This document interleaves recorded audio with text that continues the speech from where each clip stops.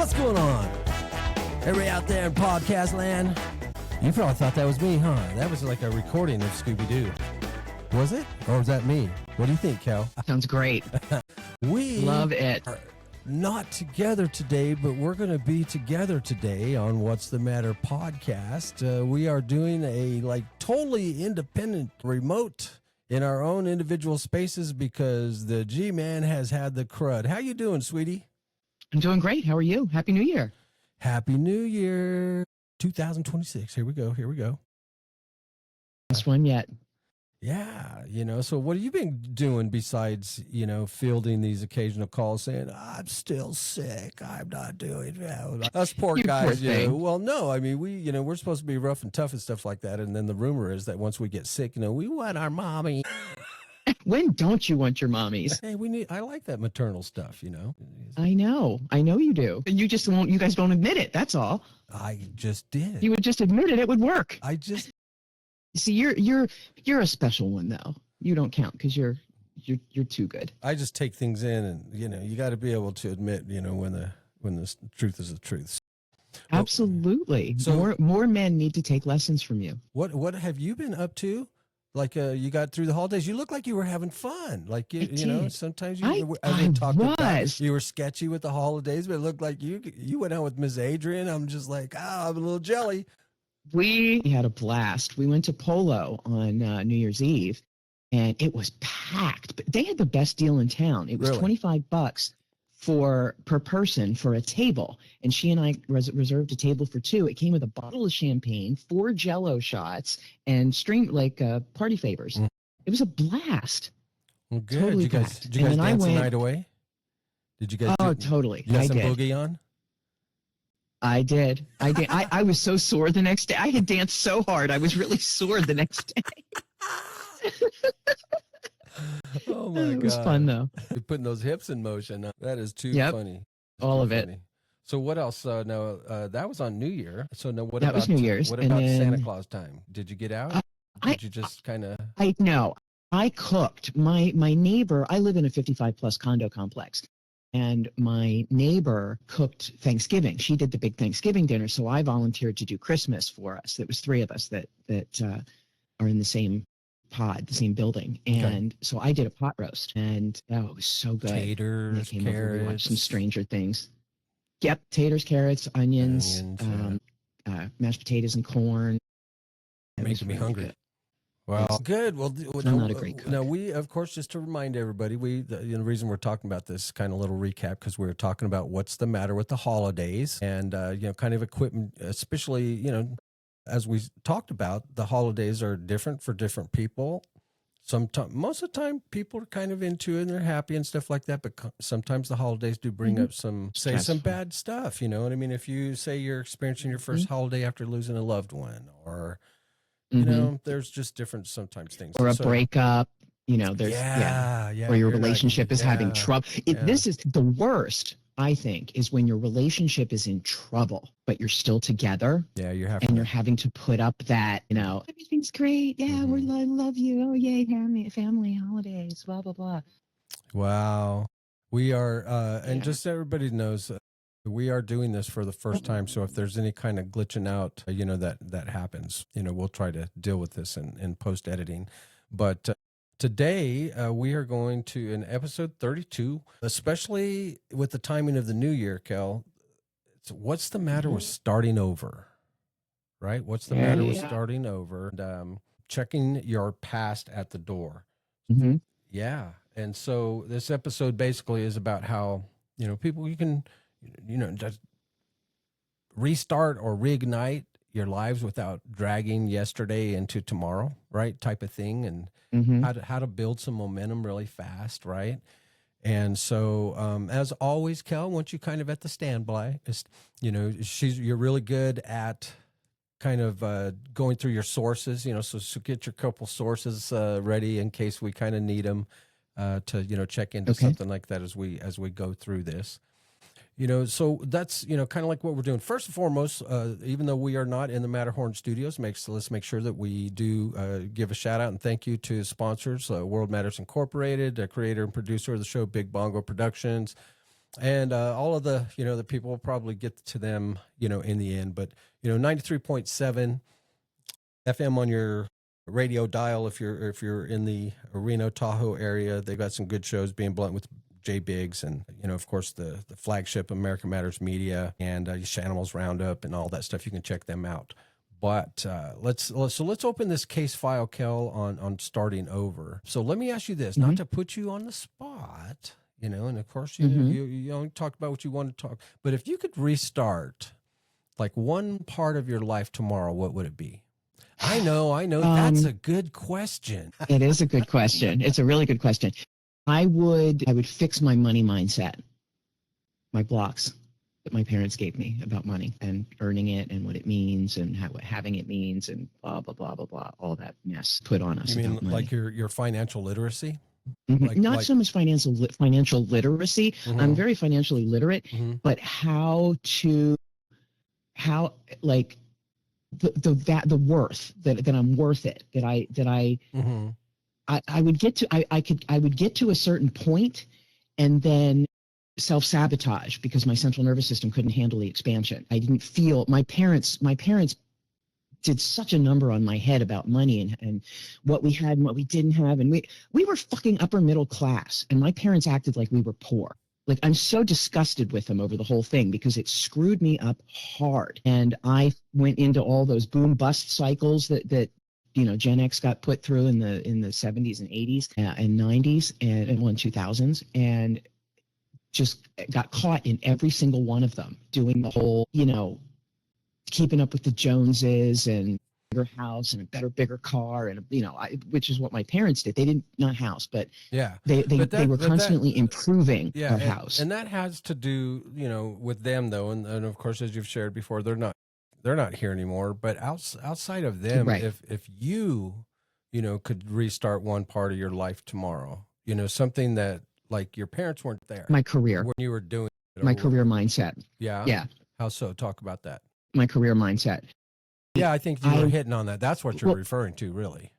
That's really what it is. It was the chaos with which I chased money that made me keep losing it. And it was, I've had 9 separate careers in a run for Congress because I couldn't settle on anything. I couldn't figure out what was going to work. It was never what did I want to do. It's what's going to work to make me the most money. Did you say you were going to run for Congress? I did run in 2000. I didn't know that. So, I would have, it's hard to say because back then, this was in the mid 80s, the program was you had to have a college degree, period. Yeah, for sure. If you wanted to get into any of the quote unquote big careers. And I refused. I wasn't going to do it. I tried. I went to community college, changed majors 3 times. Formal education back then absolutely did not suit my neurodivergent personality. I failed. I mean, literally failed an accounting class because I got all the answers right, but did all the work wrong. And instead of seeing that as some kind of something special, I was told, no, you're a failure. It's wrong. Get out. Yes? Yeah, I'm registered in this class. What class? This is U.S. history. See the globe right there. Really? Hey, may I come in? Please. I get so lonely when I hear that third attendance bell ring and all my kids are not here. Sorry I'm late. It's just like this new schedule's totally confusing. Yeah, I know that, dude. Mr. Spicoli. That's the name they gave me. Hey, you're ripping my car. Yeah. Hey, bud, what's your problem? No problem at all. I think you know where the front office is. You dick! Yeah, it's hard to see it back at then. 18. But it's like school's all about jumping through hoops. Now, what would you say? Of course. What would you say is is there any kind of quick personal micro start just to so let's say we're going to be talking about, of course, starting over, right? And so do you have any kind of quick example of what somebody could do as far as a micro starter, just getting started? Because that taking that first step, towards change sometimes is the most difficult one. Would you agree? I don't even remember what I said now. So just a quick started, like a big micro start, something. Yeah. technique or basically what I said was it's harder. You were saying it's hard to make that first start. And I said, yeah, because our bodies want us to stay in a comfortable hell versus an unknown heaven, and it's that unknown factor that prevents us from taking first steps in a lot of cases. But I would say a good first step would be to get control of your central nervous system. Like start doing things like breath work, meditation, Tai Chi, just little ways of keeping your nervous system regulated so that you can take these steps. That's what prevents it, is our central nervous systems are out of whack, and it creates fear because it thinks it's protecting us.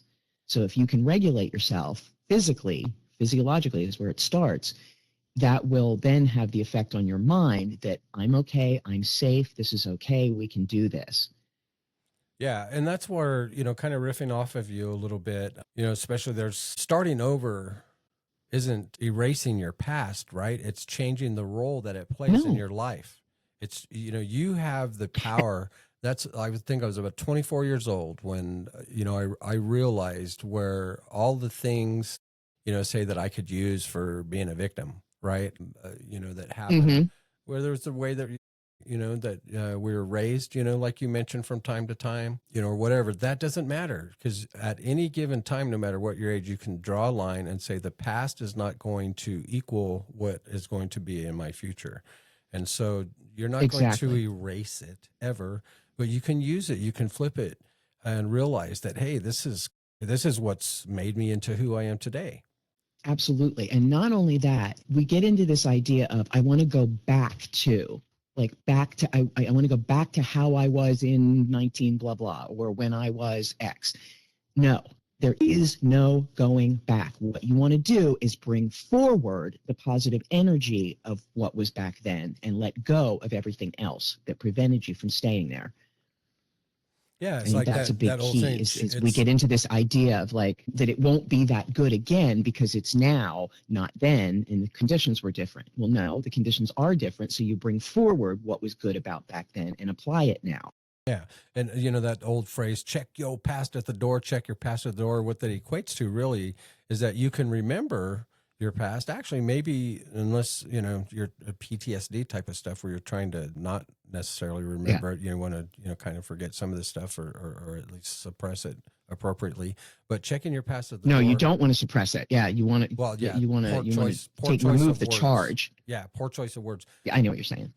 But basically, what you're saying and what I'm trying to get to is that checking your past at the door equates to you can remember it without obeying it, right? I like that. No question. No question. Your past, and you don't have to let it control you anymore or define you. Yeah. Those things can change. Yep. And then, a couple of categories. Let's visit some typical type of restarts, how to start over, right? Sometimes it could be a new job, right? That happens a lot. You were talking about, challenges with employment. Sometimes these changes in your occupation can be by choice or not. Sometimes there's layoffs. Sometimes you get fired or something like that. Things that aren't anything of your choice. And all of a sudden, wham, you have a challenge in front of your face that is life altering, not fun stuff. Right. But training ourselves how to mentally and subsequently getting into new thought processes, habits, and things like that lead to changes in positive ways. Some of the things, ripe time for it, Kel. A lot of people are doing their New Year's resolution things and stuff like that. And as we've talked about most of the time, these things peter out. But if you're wanting to do something new, lose weight, if you're afraid of public speaking, and you want to kind of crash that ceiling, or whatever, any kind of new chapter, in your life, these things happen quite frequently in the human experience. Wouldn't you agree? Yes. Yeah. And then, of course, there's, as I alluded to a little bit, like forced restarts where it could be, again, as I mentioned, you got a job and you were fired, or maybe it's some sort of loss. I was speaking with a good buddy, and he had a very, very close friend that recently passed. He had to give his eulogy. Again, something that, out of nowhere kind of happens. And, the last couple of weeks dealing with that. You mentioned breakups. Those things are no fun before, during, and after, right? The breakup. Yeah, That's tough stuff. Sometimes we it have really is. these forced restarts from health scares. People that, Yes. learn about the big C word or something like that. Maybe they need to change their health style. Maybe they, need to start walking more and exercising. They hate that stuff. Forced I think health restarts. scares are the. Yeah. Oh, go ahead. Oh, I was just going to say, and you had mentioned finances. Sometimes people say, hey, Mm-hmm. man, I need to do a better job with not waiting until April 15th to do my taxes, or, I make plenty of money, but at the end of the month, I don't have money. If I want to go out with my friends, where's my money going and stuff like that. And you think, oh my God, I have $200 in subscriptions. I don't even use these things. Right. So anyway, Right. we're talking about different ways to start over. Now, I didn't come up with this, but just, doing our little research and stuff like that. Something that people can use. You mentioned you like acronyms. And so this isn't quite an acronym, but think of a doorway, right? So there's 3 doors that you're going to want to go through when you're making these changes, right? So the first door has to do with identity. The second door has to do with environment. Yeah. Third door has to do with behavior. So let's visit that first doorway, which is your identity. Now, self-image is very important, right? And the self-image that you had when we were 10 years old is much different than the self-image that we have now, right? And so when you're making these changes, okay, you have to riff off of this. You have to, well, you don't have to, but the suggestion is that when you're in this first doorway with your identity, while you're getting started on making this change, ask yourself the question is, who am I becoming now? Visiting your self-image, saying that this is the way that I was, but this is who I'm becoming now. How important is this exercise in our process? I think it's really important. Identity is the key. Whenever you make any kind of big change, you have to expand your identity or change it completely in order to become that new thing. You know what I mean? The identity comes first, and then you step into it. When you try to do stuff that's outside of your current identity, that's usually when you get the blowback and you end up staying stuck in your comfort zone. It's because you don't see yourself as the person who can do whatever it is you're trying to do. You have to first accept that you as a person can be that person. Yes, and so You know what I mean? you're not. I guess it's a somewhat a form of projection, but I like to think of it as like any kind of goal setting. It is. Yeah, that's a good way to put it. Teach that you start with the end in sight, right? So you may be totally afraid. You can talk to your friends and your relatives, no problem. But when it comes to talking to, say, a room of 10 to 20 total strangers, you have to give a presentation, you're shaking your boots, right?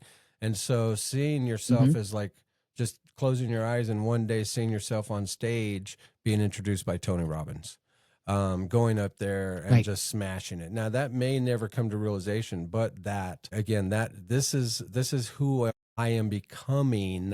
This is who I'm becoming.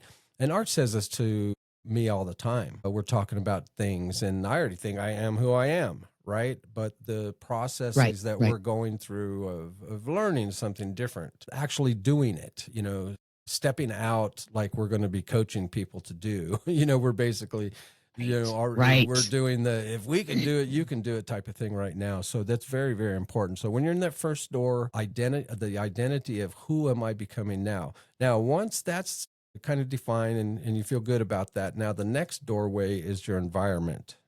And this is a deep one because the basic question is, now I know who I am becoming. What needs to change around me? How do I need to change my environment? Because you can't do things by yourself. You always need the help of other people in anything that's worthwhile accomplishment. Go ahead. No, I think that's a really good point. Is a lot of people think I'm going to make these big sweeping changes, but don't take into account the fact that everything around them is also going to change. They're going to lose people. They're going to have to meet new people. People are going to freak out. That's a huge factor in this that also keeps people stuck, is because when they change, it changes the whole ecosystem around them and energetically affects all the other people around them, whether they are conscious of it or not. So you start rising, and the people around you who are inert start feeling that pressure, of wait, something's different here. Something's, and they start getting out of their comfort zone and don't know what's going on with them, and they start trying to pull you back down. Yeah, the crabs and in the it's bucket. subtle. Oh, are you sure you want to do something like yeah. Yes. And it can be very, very subtle. You're not the same. Yeah, exactly. And it sounds kind of like jokey, but that's real. That's that's very real feedback that people are giving you to say, hey, I'm uncomfortable with who you're becoming. So you have to decide if you're okay with that and can handle that. Well, it's not about them. You can almost expect it. What happened to you, man? Used to be cool. I'm still cool. Nah, you've changed, man. You have to expect it. It's going to happen, especially nowadays.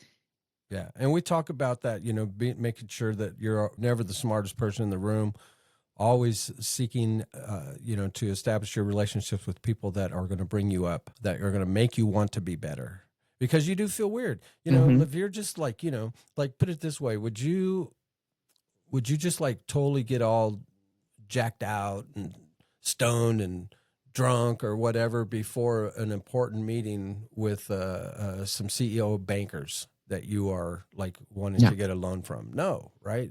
So why do you seek friends like that if you're wanting, there's just something about, I guess, this internal competitiveness that that I have. Not everybody probably has it, but it's kind of like you want to kind of measure up in one way, or you don't want to obviously be the dumbest person in the room. No, just be quiet. Well, and if you know you're the least knowledgeable, I won't say dumbest, but the least knowledgeable person in the room, that puts you you can think of that as a type of advantage, because you're there to receive all the other knowledge of everyone else and then discern how you want to respond to it. They are all there trying to project their knowledge, and they're, rather than, they're there to be the smartest one in the room, to, not necessarily egoically, but just, because they're there to present whatever.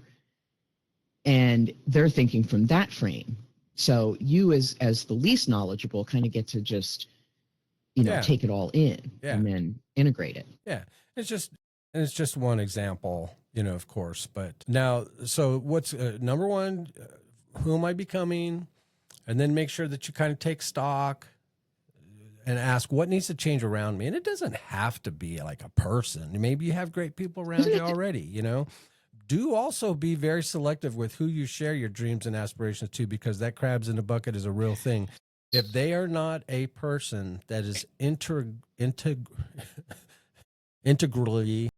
what is wrong with me, part of your plan, then just make sure that you kind of keep these things to yourself. Okay, so doorway number 3 is now your behavior, right? And so now we're into the action part. So any kind of goal, vision, things like that without action is nothing more than a dream. You can't have a dream come true without action, right? So arguably maybe the most important thing, and that's your behavior. And so the question is that if you, again, just totally focus on the end sight, which is the manifestation of your goal, that can be overwhelming, and that can contribute to say like, I'm not ready to get started. No, everything has to be perfect. So what you want to do is, like, your first step is, what's the next smallest win? What's the next smallest win? Maybe it's picking up a book to learn how to do something that you need to do. Maybe it's setting aside 10 minutes in the morning to consistently watch some videos, to learn how to do AI. I don't know, but, you want to look at where your behavior is, how you're spending your time. The difference between all of us and a guy that's a multi-millionaire is how we all choose to spend our 24 hours in a day. The reason I'm not that guy is because I haven't prioritized. It hasn't been important enough to me. We're all capable of it. And of course, that success does not typically come without sacrifices, right? I'm not sure we're all capable of it.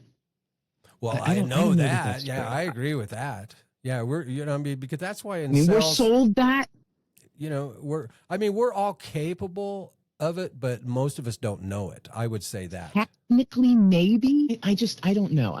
There's too many examples, Kel, of You know, somebody, of some people that come from like nowhere. You know what I mean? No question. But I don't think that that's everybody. No. Like we're sold that myth that we're all one. We're all equal. We're all, no, we're really not. Yeah. The only thing that we are equal, like, and I keep going back to this, one of the most incorrect or misconstrued, not incorrect, one of the most misconstrued phrases ever uttered publicly was, all men are created equal.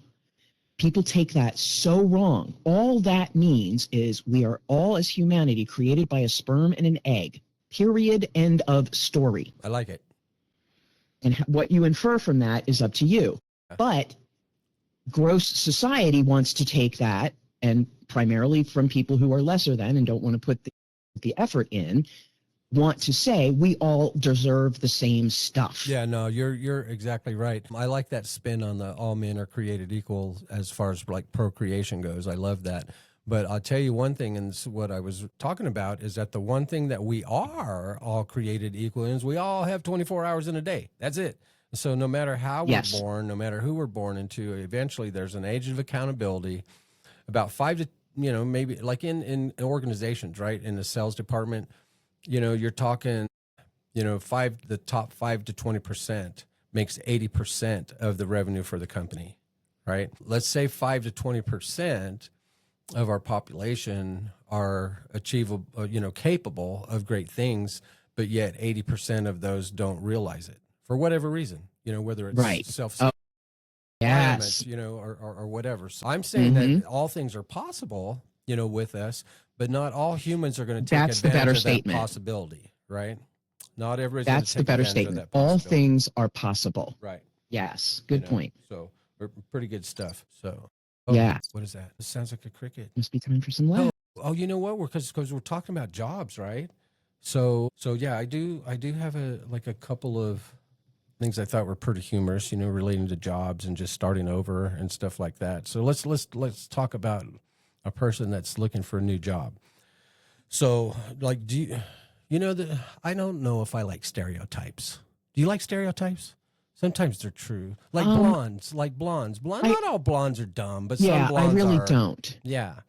But yeah, I really don't like stereotypes much. They can be sorta helpful from a way high up point of view as far as context goes for how we think certain groups stereotypes. Well, Adrian, she's a blonde, and she's because they get this.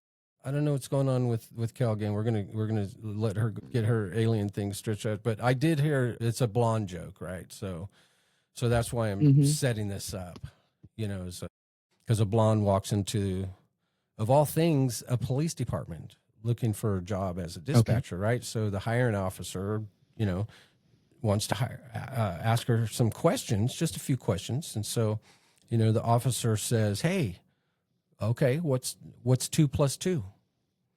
So the blonde goes, 4, and okay, what's the square root of 100? 10. That's pretty good. Now, who killed Abraham Lincoln? I don't know. And then the officer says, well, go home and think about it, because he really wanted to hire her, right? So go home and think about it, come back tomorrow. So the blonde goes home and calls up one of her friends, and then the friend says, hey, did you get that job? And the blonde says, real excitedly, yeah, I got the job. I not only got the job, but they've already got me working on a murder case. That was a little slow. Yikes. All right. It's been a long time since I had crickets, but speaking of the holidays, okay, so we're talking about holidays, and we're talking about sometimes starting over with divorce. This point has both of them, because my buddy said that when he asked his wife what she wanted for Christmas, she said she wanted a divorce. Right. That's crazy. You know what his response was? He said, you can fuck right off. I'm not spending that much. Pretty good. No, you can't have it. It's too much money. You're stuck. We already talked about this. That's not in the great. budget. All right, last No. one. Now, speaking of breaking up, right? Have you ever had a breakup meal? Like where you've either broke up with somebody or they broke up with you over a meal? I think that happened once. But the rumor is that it's like you're supposed to do it like a public See, no, setting. because all of my relationships were like I've never dated. Mm-hmm. You know what I mean? Like where I met a guy who was a stranger, we exchanged numbers, he called me up, asked me out, we went out to dinner a couple times. Mm-hmm. You know, none of my relationships were like that. They were all platonic friendships first that turned into Interesting romantic. So by the time it came to a breakup, it wasn't that casual. You know what I mean? It was like no, I'm out of here, slam. You know, damn. It was the big, you know. Gotcha. You know, it was clearly over, and it was crescendo. Yes. Well, if you it's just one of those. No, this is done and over. If you ever do have to have a breakup meal, do you know what the best meal to make is when you're breaking up with somebody? Dumplings. That's a good one. That's a good one. I like. Okay. Yeah. If you ever go to dinner and they order dumplings, you know it's over. Yeah, that's a home cooked meal. I'd be like, that's hilarious. This may be poison. All right, so let's move on. So let's talk about like the main matter of why people get stuck, right? Just I think sometimes you get stuck, right? And so change is hard when you're changed. Maybe you have a job that you hate, but you like make really good money. You know, really good money. That's very common. Yeah, and so you just put up with the shit, you know, so to speak. But let's think of like things that prevent us from restarting, Kel. Let's think of them kind of like anchors. Right. And anchors that keep us from floating up to the surface of possibilities. And so let's talk about the first thing. Let's talk about shame loops. I'm gonna have to use the DS. Those are the biggest. Shame loops. I am what I did. Right. And so talk about that. Put your life coach on, and let's say that you have somebody in front of you that is a chronic shame looper. What do you suggest to them? What I would do with them is gentle exploration of their childhood. Where did it originate? I would ask some elicitation questions about how it originated, what it's centered around, and then help them explore that was X amount of years ago and that who they are now, and see the disconnect. And enable them to say, oh, okay, yeah, no, I don't feel that shame anymore. That I get that. I understand why I did at the time. I understand where I am now, and I can let that go, even if my parents are still clinging to it, because that's how it happens. The people around you still cling to that and won't let it go. You're done with it, and you know, mom keeps bringing up, oh, you know, you dropped your coat in the ground at, you know, in the puddle at 4, and you know, shame on you, or whatever. It's something other people around you can't let go. And you feel this sort of energetic tie to long over events that just are inconsequential. So how do you get cling to something? How do you get rid of that baggage? You have to look at it. It's awareness. Primarily, it's awareness of knowing that it even exists, and then exploring the root and ripping it out. Just being able, and that's where coaching is so helpful, is because your coach is a safe place. They're not judging you. They're not gonna repeat that shame. They're gonna let you express it, and then show you why it may not be true. Gotcha. You know, and help you look at it in a gentle, safe way, where you can explore it and look all around it and talk about what you think and what you don't think, and oh gosh, I didn't know that. And nobody is going to say, well, you should have, or anything. Yeah. Okay. Very good. But it's that awareness and allowing. Now, what about this next anchor? Well, when I saw these two words together, I thought of codependence, which it doesn't have to be, you know, with another person, but it can be. And comfort addiction, where even bad comfort feels safer than uncertainty. So it could be a bad relationship. You know, like I said, you know, it could be something with your job because you're getting compensated well, but you're really, really not happy. And you'd rather be doing something with your, you know, 8 to 12 hours a day.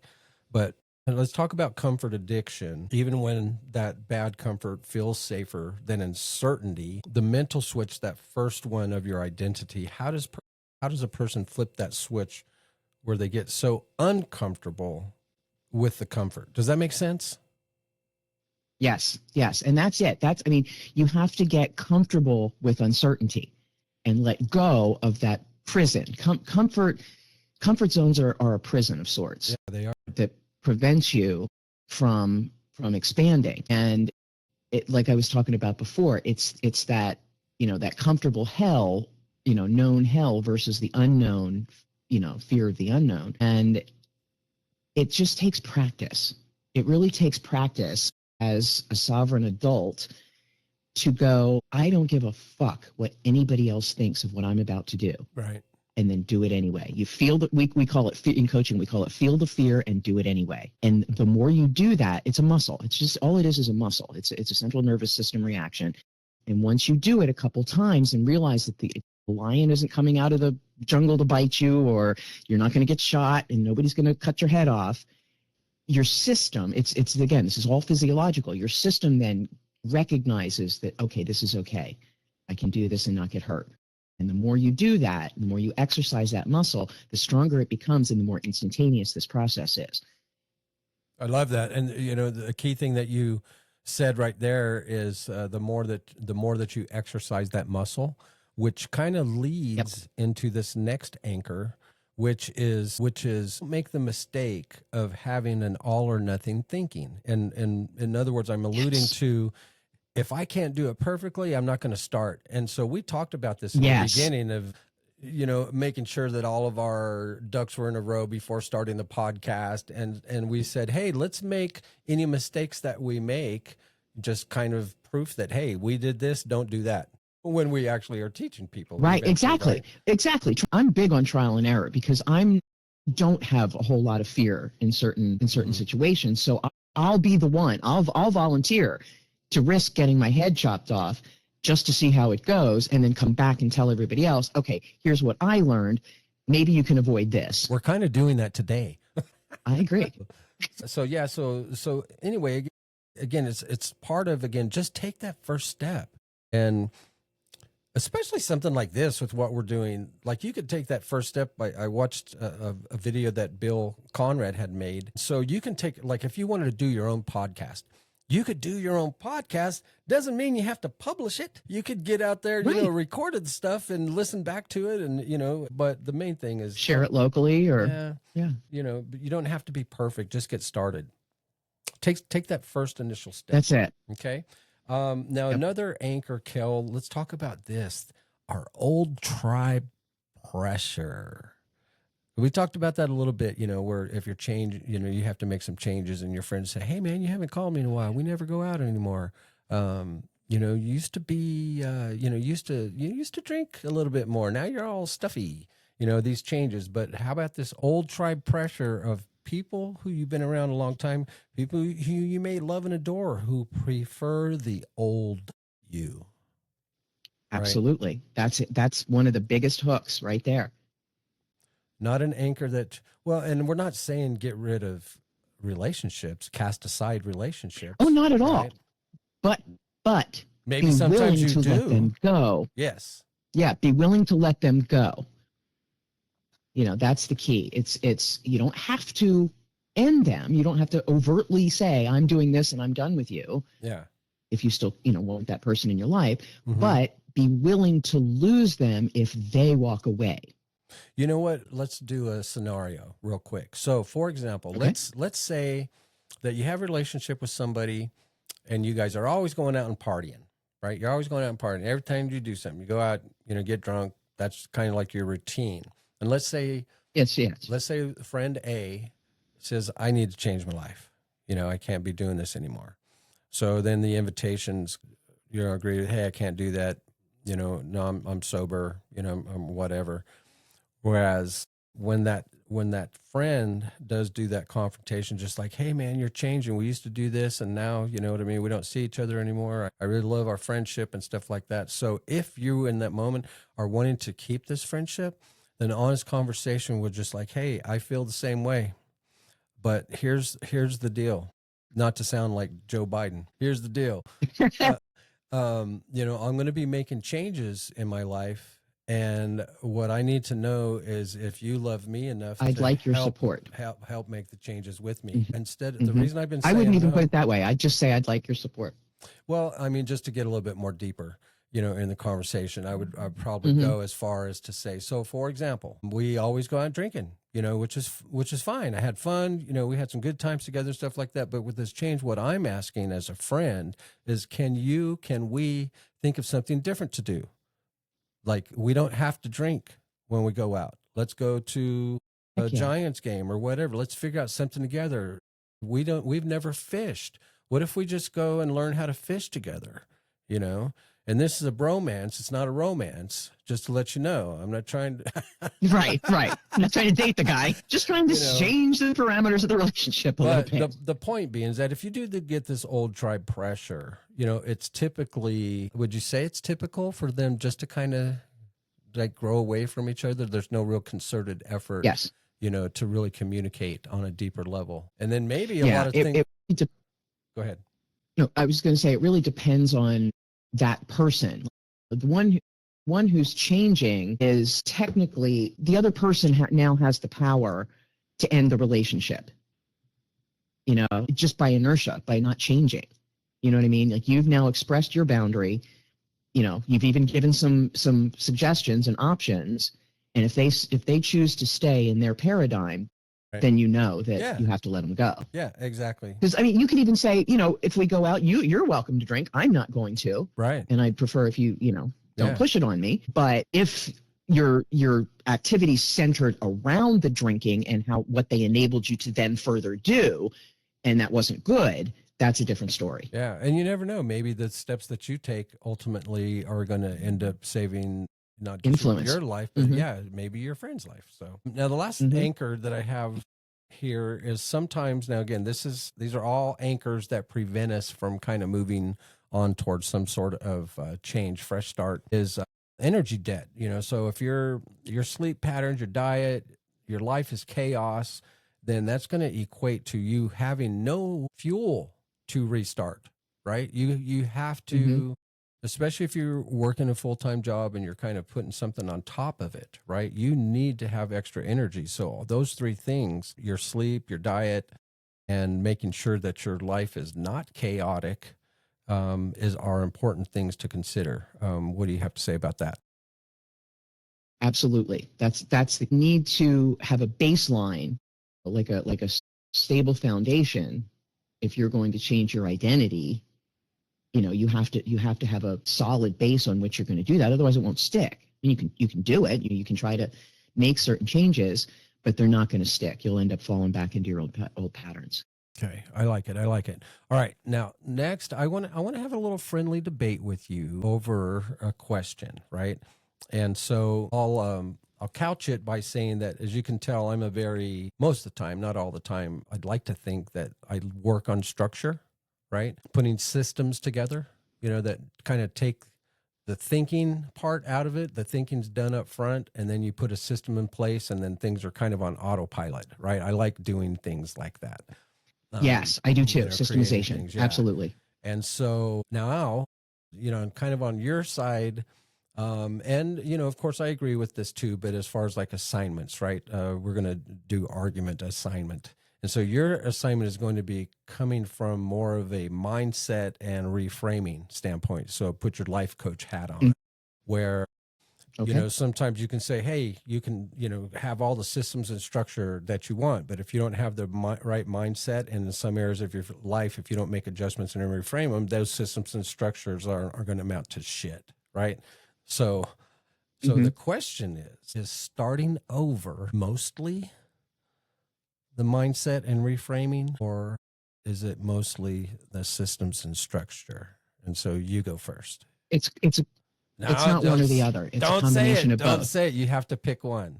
This is a debate assignment. So sell me on why mindset and reframing is Absolutely. That's first. I mean, basically what I said was you have to have the mindset in place first, because if you're just running stuff through systems and don't know why or what what the point of it is. You're either going to be doing it mindlessly, or eventually you'll start to resist it. You'll start to resent it. With that, if you're just going, why do we do this? Well, because that's the way it's always been done. And if you have evolving ideas on how to do things that could be better, you're going to start to go, this is stupid. There's no point to this. This needs to change, and you're going to either walk away or have a blow up. And so, you can have systems all day long, but if your mindset is not in it, what big part of what I said was, you have to accept what is first in order to change anything. Otherwise, you're just planting flowers over weeds, and it's all going to, it's going to end up falling apart again. If your mindset is in the right place and you can accept that however bad it is what it is, and then work from there to put the systems and structures in place, then you'll have more success. You need a foundation. All right. Now I like all that. And I certainly do not disagree with anything that you just said. I guess my lean towards having a system and structure is that you can be as motivated as you want and have the right mindset, but without a proper plan and structure, eventually at least, you can initially mindset, the motivation. Sure. You fall back on the motivation mindset when you're in that system and structure and you don't feel like doing the reps, right? You have to tap back into just like, why am I doing this? Oh yeah. You know what I mean? And so then you get back into the system and structure.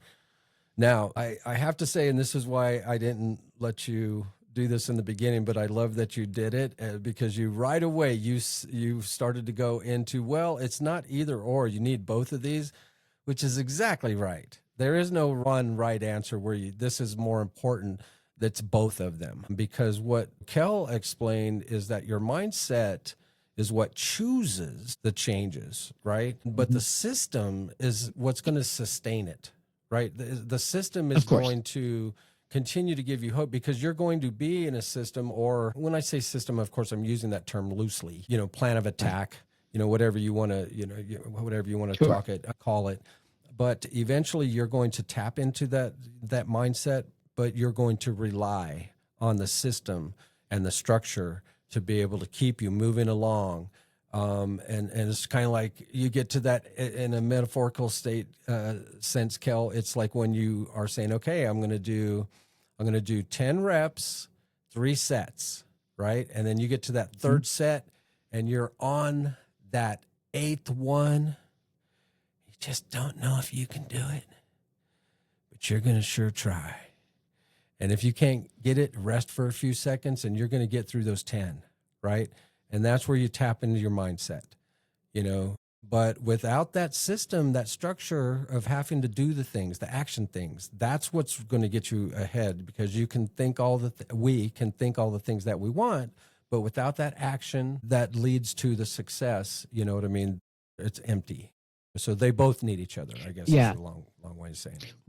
Well, mindset is a structure in and of itself. So I think that's what happens is systems conflict, is you have your internal system of what you think, how you got there, how you feel, how you express. And that's what comes up against non-human systems that have been created to systematize our behavior. And I think that's where the philosophical conflict comes in with people. Yeah. And now you're going into apples and oranges, though. When I mean a system, I'm talking about, like, once you decide to do something, what is your plan? What is your business plan? The actual physical steps you take. I get that. You can't be an Olympic athlete without, running around the track a few times. You see what I'm absolutely. saying? And so that's no, I'm absolutely. using the word systems, but you're exactly right. You are exactly right. But I also want to make a distinction. Motivation is not mindset. Mindset can create the space for motivation, but motivation is something different. Yeah, talk about that. It's an energy. Yeah. What's your definition of mindset?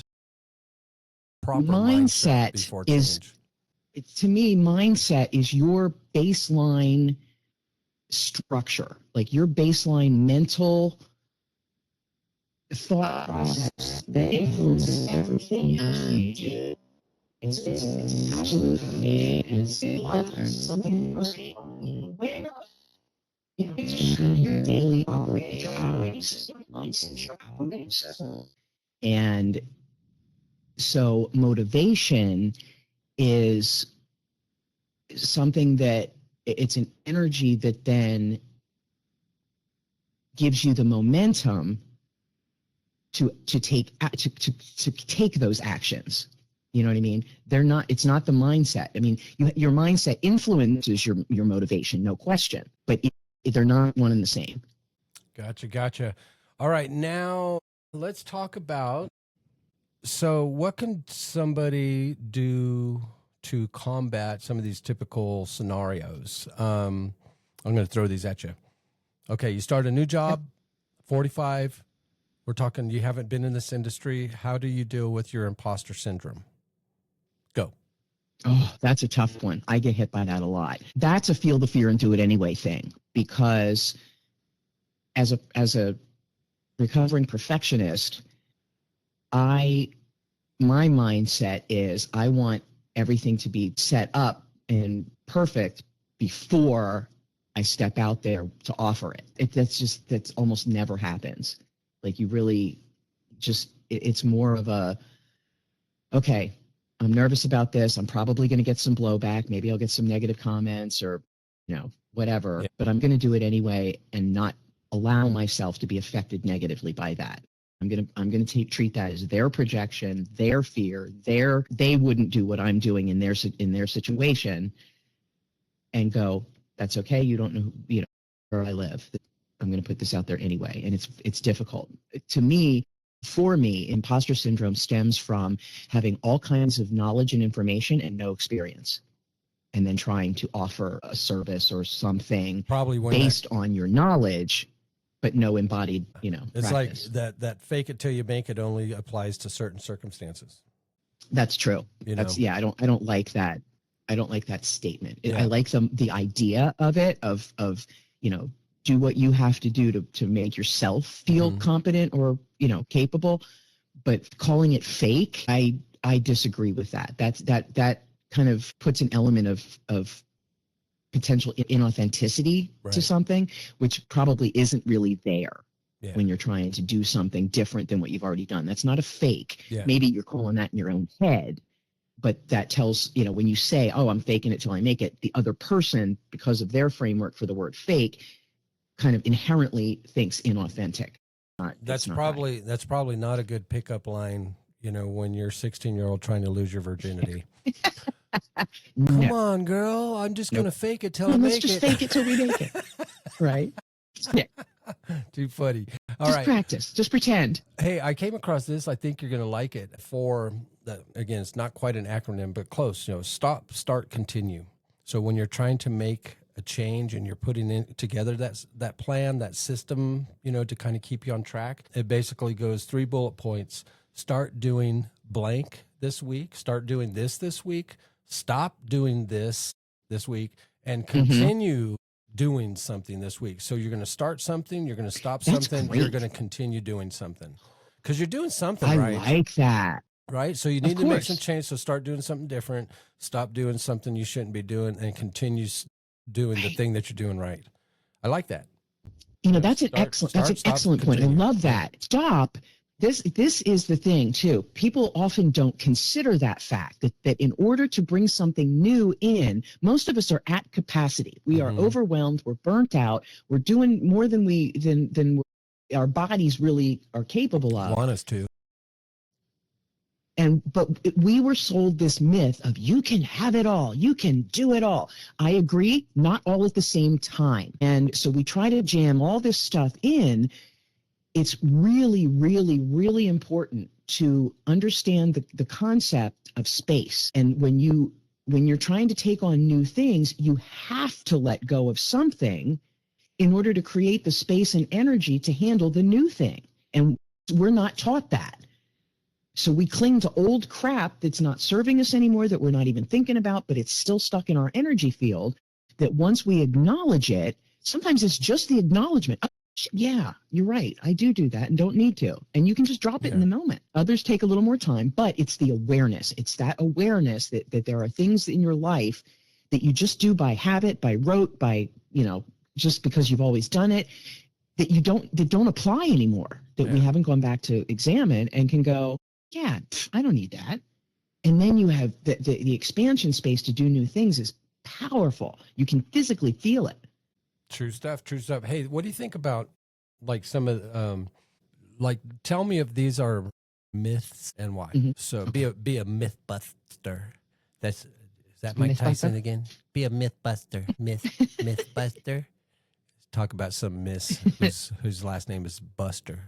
Mike Tyson. Buster. Yeah. Hey, myth buster. Buster Rhymes. Can you imagine him talking to Buster Rhymes? Man, Mike's gonna find Buster me one Rhymes. of these days. He doesn't even know we're doing the show. Right. I lost We should have him money. on. I bet money on him against Jake Paul. I Did can't believe you? it. God dang. Oh. Oh. There's no way Jake God, Paul's Jake, gonna and feel Jake this. Paul. It's so rigged. Right? Like, where the hell did he come from? That's why Mike was biting his gloves Andrew all day. Tate. He's like, I want to kill this motherfucker. All right, so Well, how about like this? stupid Andrew Tate. So what do you think You see his about- fight? Yeah. Oh, yeah. He finally got it clocked. He finally got clocked. Got clocked. A real fighter. So Mhm. what do you think about the belief that you need? Now, I have to admit, again, my method that I was taught is, again, starting the end in sight with the why, because the Yes, why, begin with the end in they mind. said, right, is because you're going to not feel like getting up. You're going to not feel like going. You're not going to feel like doing something. You have to tap into that original vision as your why, which is your Yes. motivation. You Yes. have to be motivated. That's the first thing that you do. Now, is that a myth that you need motivation first? Yeah, I think so. Why? I think so. It depends. Well, it depends on what you consider motivation. Well, 'Cause there's all again, different just types. think of it like this, like I just said. So you need to be grounded. You in mean your- like in your rah-rah? why. You need to be grounded in a why. Oh, absolutely. Oh, yeah. So that's not a Yes, myth. I agree with that completely. Okay. No, that's not a myth at all. No, the why is very, very important. I have trouble with that. Mhm. I think that's why I've been so aimless, is because I can't nail down a why. I don't have friends. I mean, not friends. I don't have family. I don't have kids. But I don't wondered even have about that pets. because it came up as a myth, and I'm wondering why, because No. that's what I was, that's I kind mean, of that's what I technically, thought. no.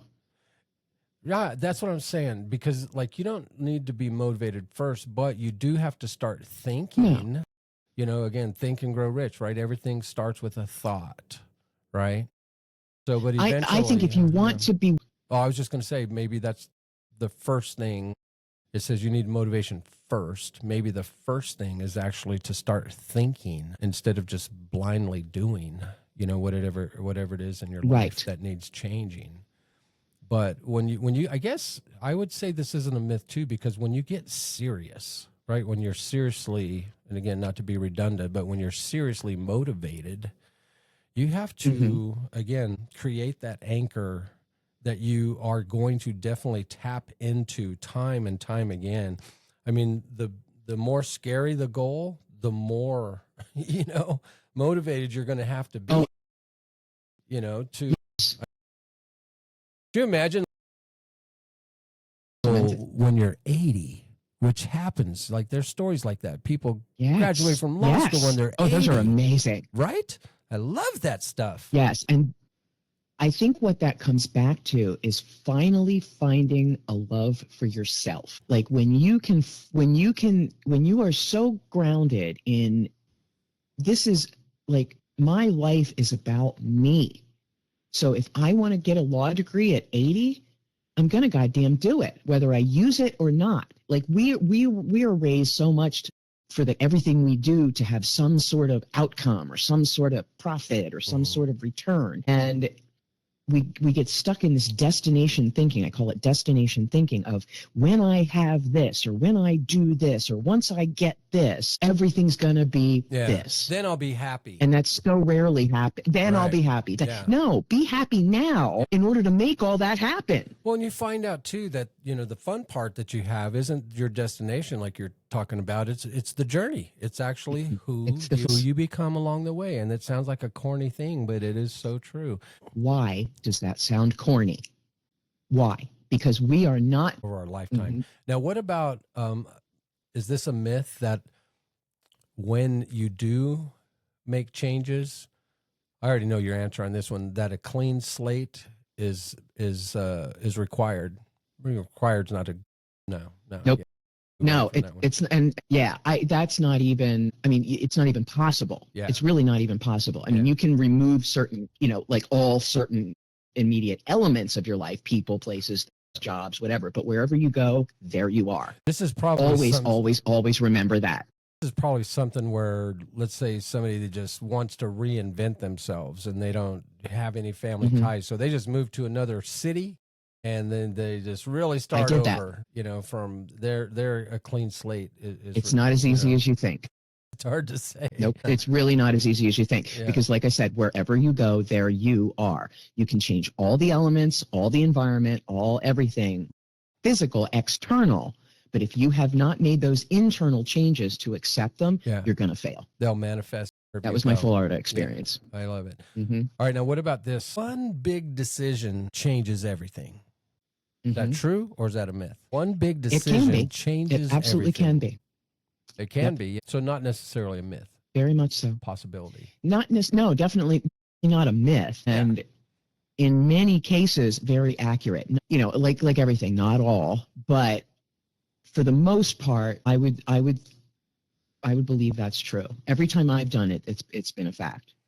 Now, do you think are you more of one that thinks if you fail, it's probably not for you and you can move on to something else, or if you fail, that just brings you one step closer to success? Which one do you buy into? It depends. It really depends. You have so many qualifiers. Yeah, I do. And see, that's it. We want to simplify everything into this or that in this life, but it's just not possible. There's nuances to everything. And in this case, I would say, the potential is greater. When you put a stake in the ground, make that kind of strong, like completely different, completely shift type decision based on what you're doing now. If it's more than just your head, if your whole system is like, yeah, this is what I need to do, and you fail, you have to look at what's failed. I mean, Thomas Edison failed 2,000 times before he invented the light bulb. And he looked at it as I found 2,000 ways it didn't work to find the one that did. Right. It's all in how you frame it. Right. So if you're getting failure, if you fail, meaning you attempted something and it didn't work out the way you expected, the result wasn't the same, versus other people telling you failed, I think that's the crux there. Should tell you, like if it's a failure of operation, physical effort, and it just didn't work out the way you expected, but you still feel you want the thing, keep going. Yeah. If it's your environment telling you failed, then look at it and go, okay, where is that coming from? And then proceed. Like if people are telling you, oh, that's not going to work, that's a failure, you failed. Look at their frame. Where are they coming from? It may not actually be a failure, but if it's something internally is a failure, you have to determine, is it worth me trying more, or is this my sign that it's not for me? It all depends on your internal compass. Yep, I agree. So now what, I'm going to go over, let's go into what's the verdict. So I've got 3 verdict questions here. So, general trends. I tried to find things that were topical to the conversation. And so job related, right? So we're talking about sometimes you lose your job. And so this has to do, verdict number 1 has to do with quiet quitting, right? You know what that is? Uh-huh. Yes. So explain that to the audience real quick. What's quiet quitting in the job setting? Quiet quitting in the job setting is when you have previously been an overachiever, or would go above and beyond, or would put in a little extra effort, or would stay until the project is done, or stay extra hours. Quiet quitting is when you go, fuck that. I'm not getting anything for it. I'm not getting any extra pay. All I'm getting is more work dumped on me. My colleagues are dumping their shit on me because I'm the one who gets everything done. No more. And you just go back to 9 to 5, in and out, do the minimum, whatever's required, and that's it. Okay. And then now, is that a thumbs up or thumbs down when people do that? Again, it depends.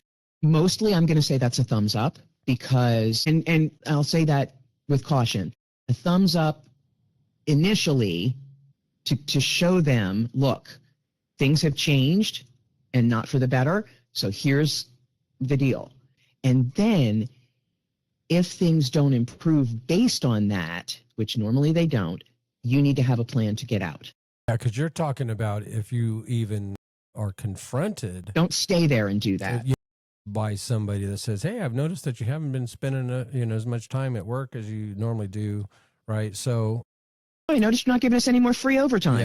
Yeah, you're saying yes. So like it's thumbs up, but it's context dependent, as far as your point of view. Absolutely. It also depends on what your job is. So like if you're an EMT, I'm not for quiet quitting. Yeah. Right. And so, but last question before we move on to the next one, is why do people do this? Is it from self-respect or protection, or is it from conflict avoidance? It's a number of things. It's mostly by just simply saying there's no return on investment here. Right, I'm putting in all this extra time, energy, effort, care, skill, whatever, and getting zero in return, usually shit on. Not only are you not getting any benefit from it, you're getting crapped on by the people who refuse to do it. So you end up just going, there's no point to this. This company doesn't care. My efforts aren't positively affecting anything, so there's no reason. But then eventually you're going to get resentful. So you need to have a plan if you feel that way to move on where you will be respected. Yeah. All right. So now let's move on. Don't just stay at a company as a cog in the wheel. You know what I mean? Let the company fail, if anything, leave and let them stay to that and let other people who don't have your capability. That's what happens. It's people with powerful capability get stuck in mid, nowhere going positions. Right. Because they think they're helping. Like if I leave, it's all going to crater. Let it crater. Said, let it go.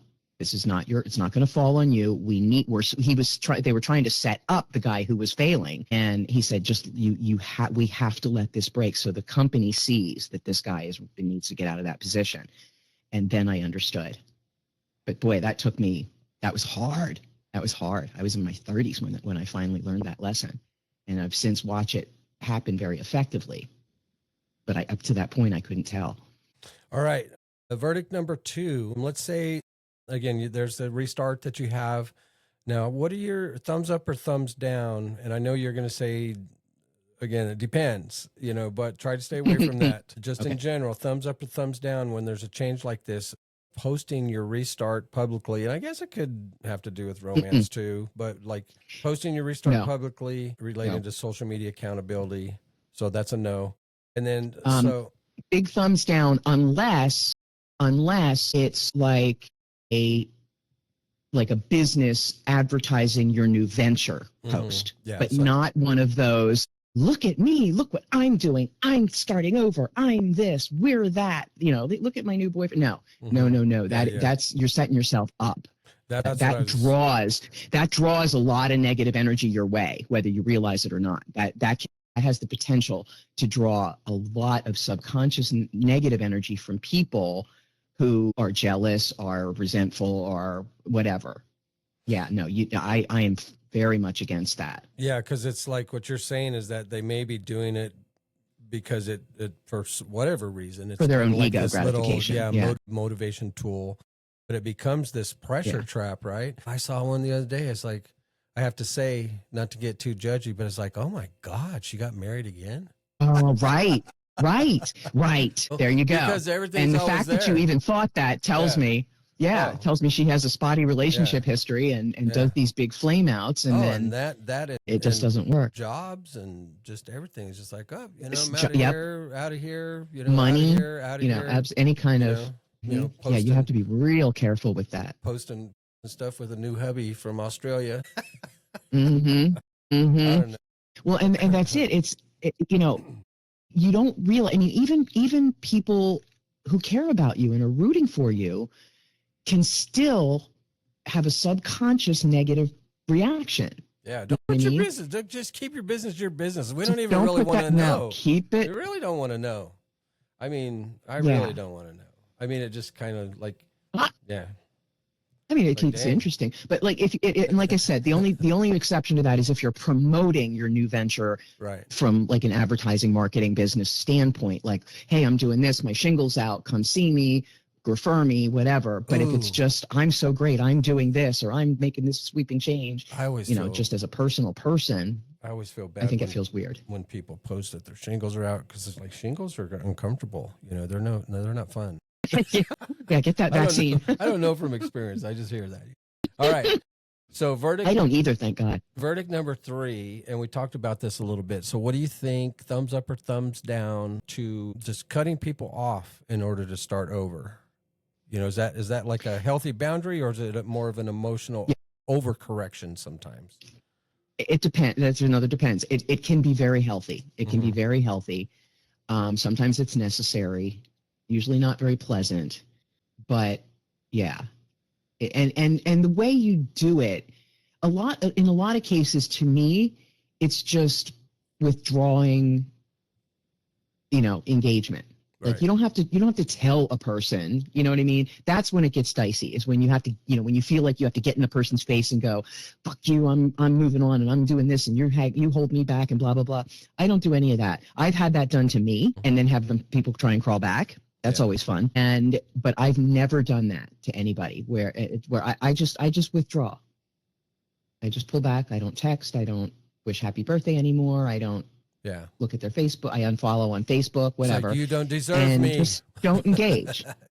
I don't have the energy anymore. Yeah. And then if they try to re-engage, hey, I hadn't heard from you, whatever, then I might just say, oh yeah, I'm super, you know, I've cut off all, you know, most social contact. I don't really go out much anymore. I'm focusing on my business, but you know, I appreciate it and hope you're well, kind of thing. Yeah. But I don't see the need to actually, like, you know, externally overtly cut people off unless they are, you know, you're in a direct conflict with them in the moment. They do that one thing that's your deal breaker and you just go, okay, done, I'm done with you, and walk away. That, you know, but for the most part, I don't, you know, if it's just kind of, you've got people, nebulous people kind of hanging around in your life, that acquaintances that have sort of fallen away that you don't really, you know, aren't really resonating with you anymore, I just kind of stop engaging.